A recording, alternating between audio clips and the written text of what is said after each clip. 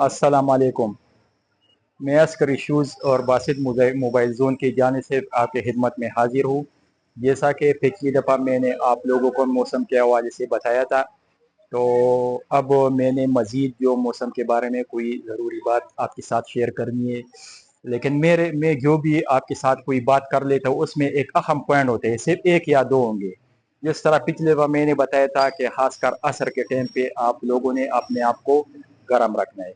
वो इसलिए कि असर के टाइम सूरज गुरूब हो जाता है, तो इसके बाद आराम आराम से मौसम ठंडा होना शुरू हो जाता है। तो हमने फिर मौसम का मुकाबला करना है। जैसे मौसम ठंडा होना शुरू हो जाता है तो हमने आप को मजीद गर्म रखना है। हमने वो दिन वाला जो हालत है वो चेंज करके मजीद हमने गर्म टोपी दस्ताने वगैरह ताकि हम मौसम के साथ मतलब चल पड़े।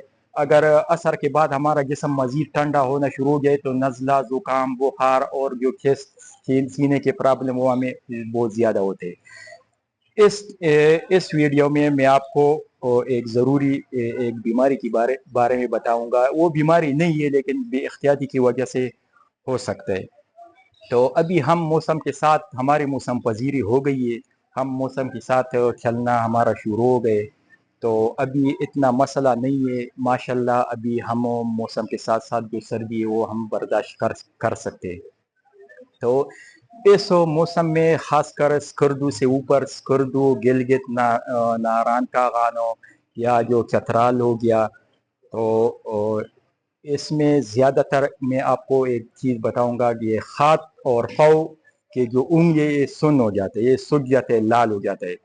तो ये जब लाल हो जाते हैं इसका मतलब ये कि इसमें अभी जो खून का गर्दिश है वो नहीं हो रहा है, सर्दी की वजह से वो ठंडे हो गए, जमना शुरू हो गए। तो वो अगर मजीद यानी वो ठंडा हो जाए तो हमारे हाथ और ये उंगलियां ये मजीद ख़राब हो जाएंगे। तो इसके लिए मैं आपको एक तरीका बताऊंगा, आप लोगों ने इस तरीके को करना है, इंशाल्लाह आपके हाथ पाँव वो बिल्कुल ठीक होंगे। ये मोबाइल में मैंने एक तस्वीर बनाया हुआ है, ये ज़रा इसको जूम करके नाजरीन को दिखा ले। इस तरह हो जाता है ये। इस तरह अगर हो जाते तो इसका बड़ा किसी डॉक्टर की जाने की ज़रूरत नहीं है। इंशाल्लाह आप इस तरीके से आप ठीक कर सकते हैं, अगर बशर्त ये कि सर्दी की वजह से हुआ हो। तो अगर कोई और बीमारी हो तो वो तो अलग बात है। आप लोगों ने करना ये है कि आप लोगों ने पानी में नमक डालना है, पायोडीन, अगर पायोडीन न हो तो डिटॉल थोड़ा सा डाल के ये और सरफ थोड़ा सा डाल के गर्म पानी में, ये बिल्कुल गर्म भी नहीं होते, आपके हाथ पाँव जला ले। आप लोगों ने ये करना है कि इसको मिक्स करके इसके साथ साथ आप लोगों ने हाथ पाँव उंगली 1 मिनट 2 मिनट तक रखना है, यानी 8 मिनट तक आप लोगों ने ये अमल करना है। और इसके बाद करना ये कि ये जब वो कर ले तो इसके बाद फिर आप लोगों ने इसके ऊपर फिर साफ पानी डाल के ताकि ये साफ हो जाए, और इंशाल्लाह फिर आपकी जो है ना वो ठीक हो जाएंगे।